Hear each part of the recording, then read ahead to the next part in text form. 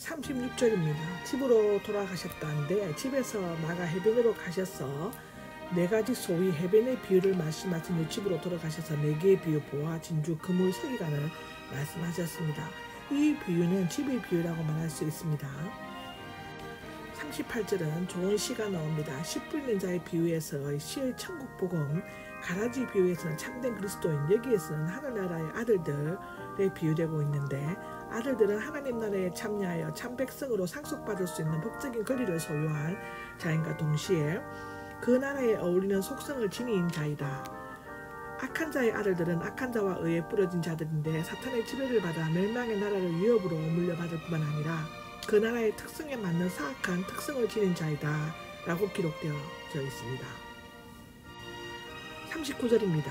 원수가 나옵니다. 원수는 에크드로스인데 적의 분리에서 비롯되었으며 대적하는 자, 분리되어 나온 자를 의미합니다.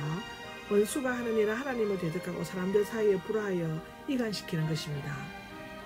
세상 것은 문자적으로 이 시대의 완성이며 예수님께서 재림하실 때 이 시대는 완성되어 끝나고 다른 시대가 시작될 것입니다. 이때 천사들은 의인과 악인을 구별하여 각기 영생과 멸망의 장소로 이끌 것입니다. 마태복음 24장 31절, 마가복음 13장 27절, 요한계시록 14장 17절에서 20절 등에 나옵니다.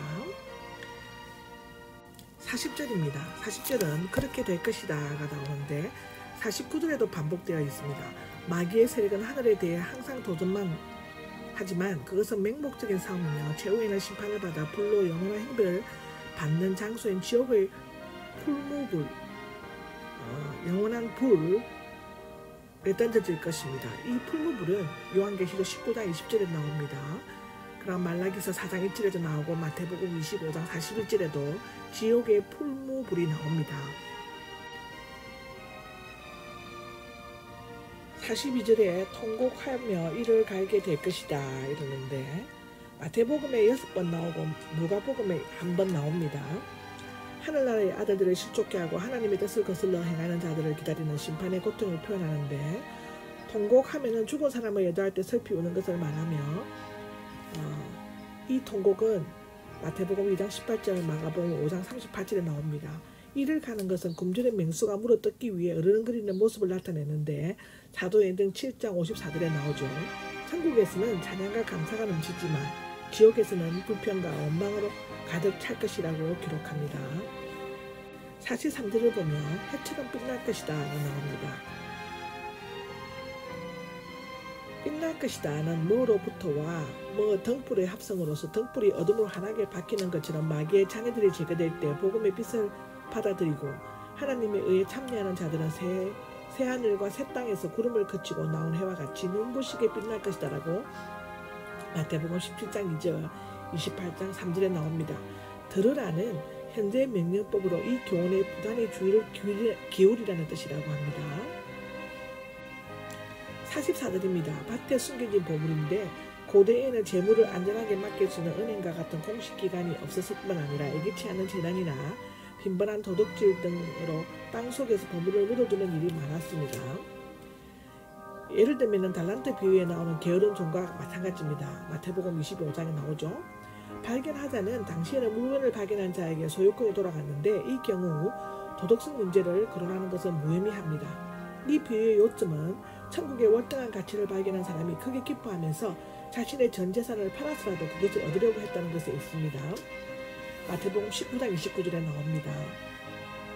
45절에는 좋은 진주가 나오죠. 당시 파사 페르시아만이나 아라비아해 연안에는 그쪽에서 나오는 진주는 매우 아름다워 각지에서 상인들이 몰려들었다고 합니다. 옛사람은 진주를 매우 귀하게 여겼으며 존귀한 것을 상징으로 표현하였다고 잠언 3장 15절, 마태복음 7장 6절에 나옵니다. 진주보다 더 귀한 예수 그리스도의 최고의 선이 궁극의 목적이요 최대의 기쁨인데 그를 위해서는 재산이나 명예, 목숨까지도 아까워할 것이 없답니다. 보물과 진주의 비유가 주는 교훈은 첫째로는 가난한 농부는 우연히 발견했고 부유한 진주 장사는 수고하여 찾았습니다. 우연한 기회에 예수님을 발견하는 사람이 있는가 하면 오랜 노력 끝에 찾는 사람도 있습니다. 그러나 구원 과정은 하나님의 예정적인 뜻 가운데 진행되죠. 두 번째로는 보화나 진주같이 하늘나라의 값지고 귀하다. 이것을 얻기 위해서는 농부처럼 땀 흘려 밭을 갈고 상인처럼 열심히 찾아다녀야 한다고 하는데 찾는 자는 찾게 될 것이다. 하늘나라는 하나님의 주권적인 뜻 가운데 주어지지만 사람이 해야 할 의무는 끊임없이 노력하고 다 수행해야 한다 합니다. 하늘나라는 애쓰고 공격하는 자가 빼앗는다고 마태복음 11장 12절에 나옵니다.